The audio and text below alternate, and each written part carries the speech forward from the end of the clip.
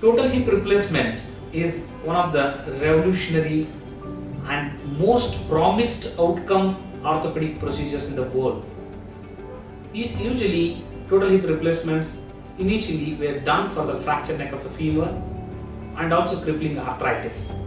Now, in the younger age, we are seeing more and more of AVN patients, that is called as avascular necrosis of the femoral head. The blood supply to the femoral head will be compromised. Total hip replacement surgery finds an amazing solution for these crippled patients. They literally feel they forget the surgery.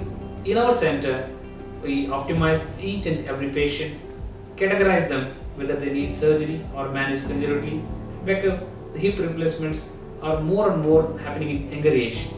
Required patients like stage 4 arthritis with any of the conditions like avascular necrosis, like inflammatory arthritis, like rheumatoid arthritis, SLE, or whatever disease which disrupts the blood supply to the femoral head, lands up in stage 4 arthritis. We do them total hip replacement. The next day they walk. Within 3 weeks, give the walker. They need very minimum rehab, and within a month or a 6 weeks time, they will be totally independent. So, if the total hip replacement surgery is done for the right patient, they will definitely result with magical experience.